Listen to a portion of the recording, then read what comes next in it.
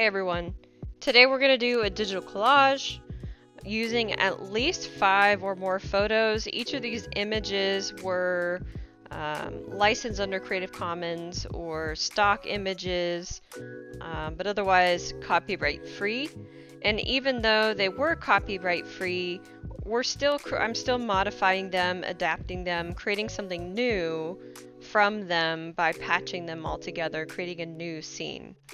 Some of these images, if you notice, I'm only using, my challenge is to use at least 5 images, but I ended up saving a lot more images than those 5 images. So just real quick, I'm going to show you some of the ones that I hid. So this is a pretty good quality image that I found. So not excellent, not like super high quality, but good enough for what we're doing here. When I brought it into Adobe Fresco on the standard square canvas, and I can always change the canvas later, this filled up the frame pretty well, so I know that this is a good image to use. In comparison to this one, which this is how it came into Adobe Fresco, and this one. Let's see. So whenever you get images like this that, let's say, you know, even though you went on Creative Commons search, it's copyright free, these are smaller images than what we want. We never want to just, oh, well, we'll just make it bigger, because this is where we start to lose quality. You can always make an image smaller, but never larger. In comparison, this is an image that is about the same, probably the same size and quality as the background image, but since I'm wanting a background image that takes up the whole frame, this needs to be a large image. This image of the elk is not, it's not necessary for this to be large, because I'm actually probably going to make this smaller to fit within my frame. We're going to hide that one because that one was one that I didn't want to use. This one turned out pretty cool. I don't really know what I'm going to do with it, but I like the idea of merging kind of like a snowy forest scene with a, here, let's hide the elk, with a bright sunny scene and just see what happens. Okay, here's an example of an image that I thought looked pretty cool, but whenever I imported it into Adobe Fresco, it was too small. So let's see what happens when I make it the size I want. Right, let's see. Okay, we're just gonna make this large. Now, just by zooming in, look how pixelated this is. This is a big no-no. This is not how we fix resizing issues, okay? Delete this photo or figure out a way to work it in at the original size. So I'm just gonna delete it. Goodbye. How do we merge? So first thing I want to do is make my background. I don't really know quite what I'm gonna do just yet. I just know I might want to merge one of these snowy pictures with this sunny picture to make it look like it's fading into it. Haven't quite figured that out just yet. And then maybe have an elk there and a hawk flying in the sky and then another hawk sitting somewhere. So we're gonna hide those for now. I don't know what I'm gonna do with those just yet, but the first thing is to get my background good to go. So I'm gonna let this be my base, and this is gonna take some experimenting, some moving around. If you're going to be editing an image, I always recommend duplicating it and then hiding the other copy just in case you want the original in there. And now we're starting to create a lot of layers, but that's okay, that's good. It's good times. So I've got my snowy layer selected. Now I'm going to use a transform tool to match the slope as close as I can to the base background. Now let's take the eraser tool, and this is how we're going to blend the two images together. But we got to make sure once we start using the eraser tool, we do need to convert it to a pixel layer from an image layer.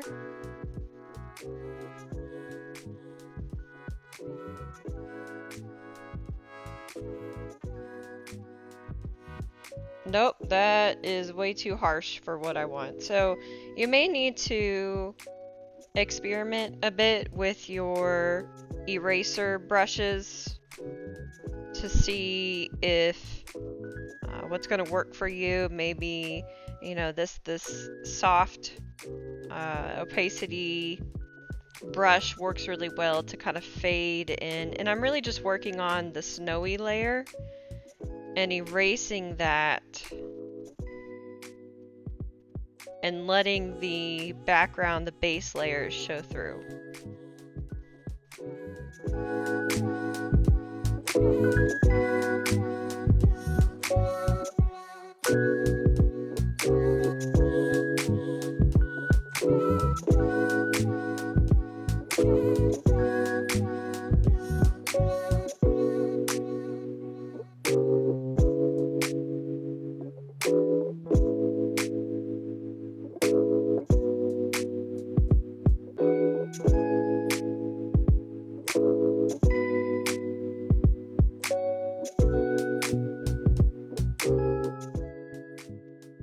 Okay, we've got a decent start in blending these two images together, just a vague idea for a background.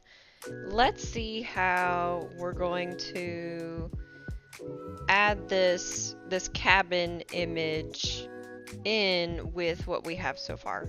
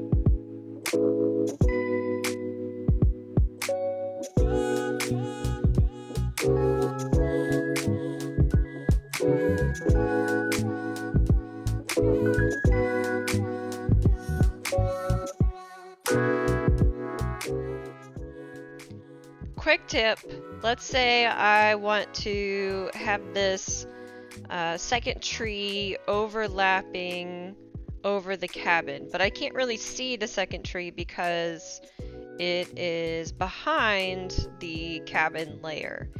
So one thing I can do is open up layer properties for the cabin layer and bring down the opacity. So that way I can see both. And then with the eraser tool, I can erase the cabin layer where the tree is coming through. So that way it looks like it's overlapping.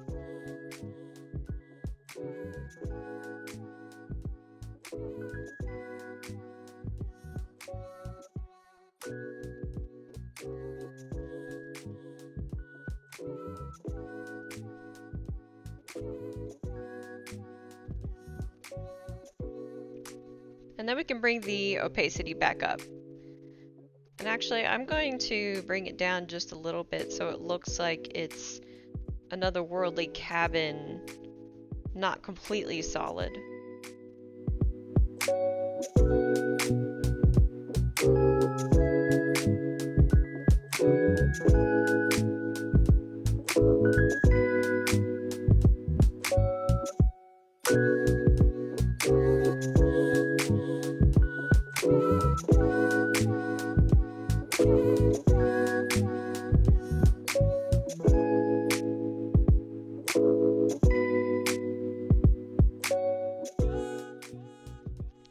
let's bring in our elk image, which is going to be our focal point for this composition.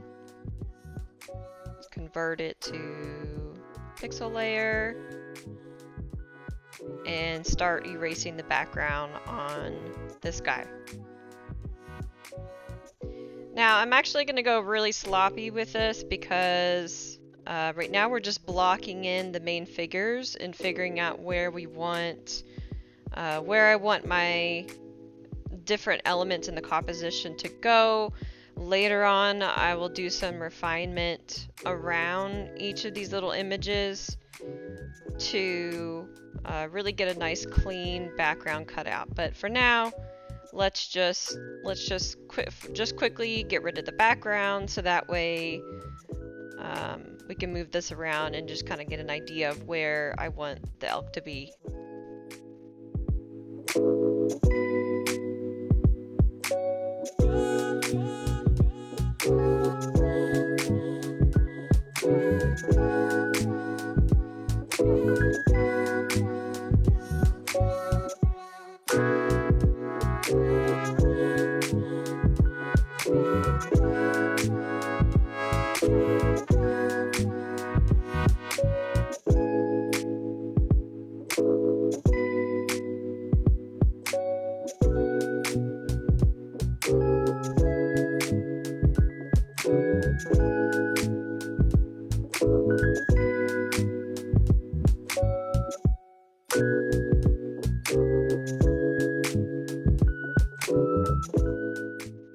Okay, we've got our elk relatively where I want him, standing on the slope in the rule of thirds, just about. Now let's bring in one of our hawks and make sure to duplicate the layer, which I forgot to do on the elk, oops, and then hide the other layer just in case I mess up this hawk layer while I'm editing.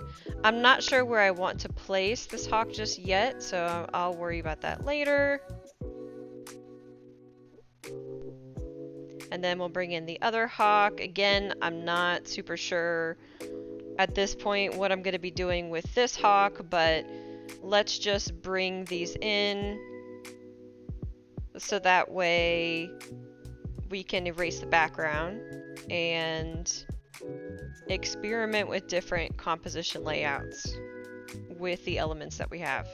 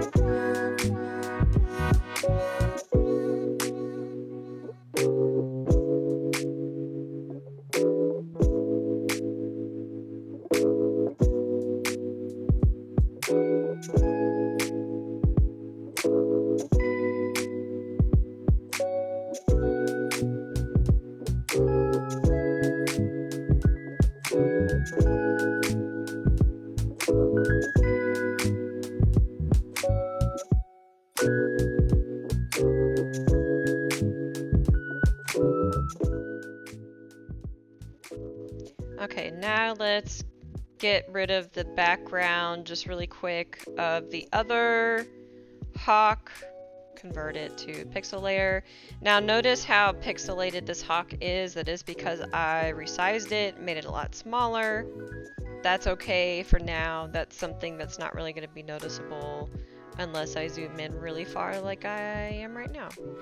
Now, one quick way to delete the background is to invert the selection. So once you have your image selected, at the bottom you can tap the three little dots, invert selection, and now our marching ants are not only around our figure, but are around the entire canvas. So this is telling me that everything except the figure, the hawk, is selected. So this makes it super easy to just tap erase, and it erases the rest of it.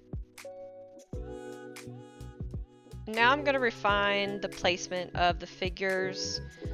Since the elk is our focal point and this hawk makes a line, a pointing gesture with the line of its wings, I'm going to reinforce the focal point by having the hawk point towards the elk. This is also how we create movement through a composition. At this point, I'm going to go ahead and cut out the rest of the background from the figures, because we're starting to get closer to the point where I'm generally happy with where the figures are located. So now we're going to do the detail work.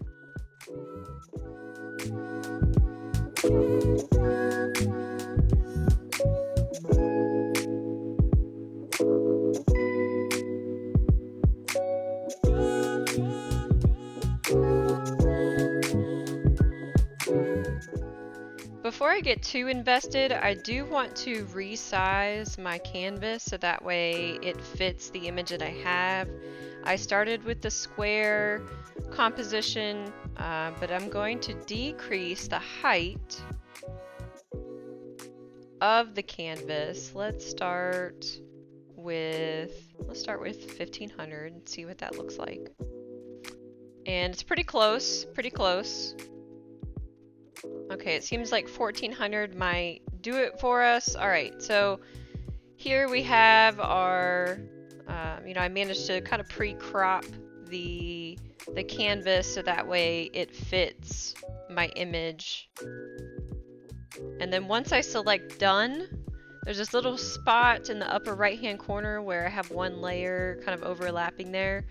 Once I select done, it gets chopped off because that's where the canvas is not.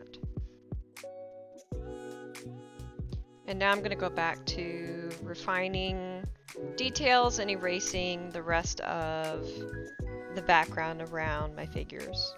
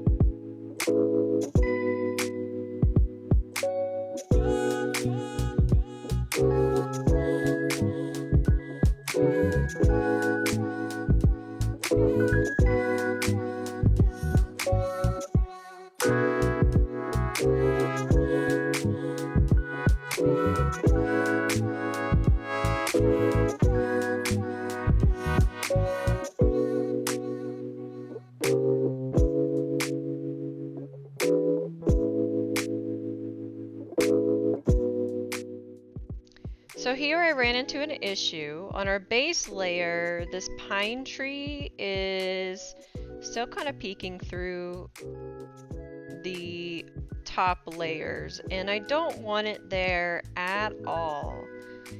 So there's a few ways to do this to kind of get rid of it, but what I'm actually going to do is select the background layer. So I'm selecting the sunny pine tree layer, and then since the other images is already white, I'm actually just going to use the eraser tool to erase that tree, but I'm going to fade it into the blue sky. So even though that's really just the white background, the white plane showing through, I'm going to gradually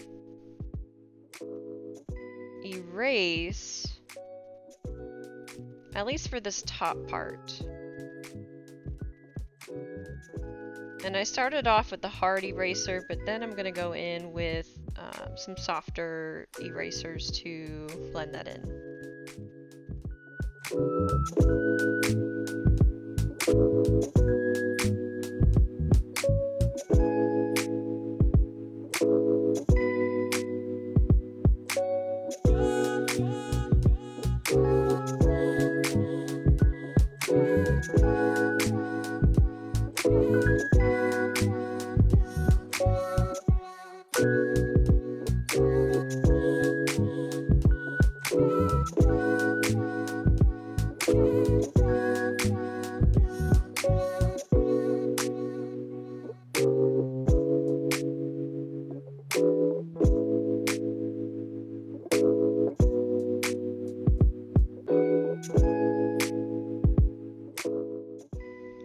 To fix the bottom of the pine tree, I'm actually going to turn this corner into a snowy corner. So I'm going to go back to that original layer, which luckily I saved a copy of. So I'm going to take that copy, and now I'm just going to erase everything except for this corner. So I'll invert my selection. Can't erase on this layer type, so convert to pixel layer. So now I have this little section, and I can start to blend it out with the eraser tool.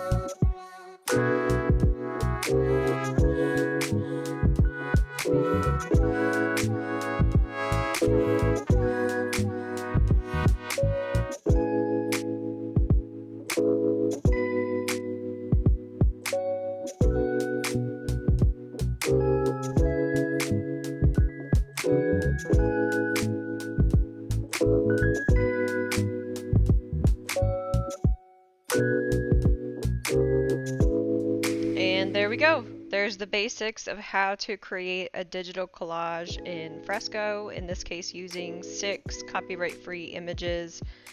There's probably more that we can do in this case, like add a shadow underneath the elk and blend them in a little bit more, but for beginning level, this is good to go.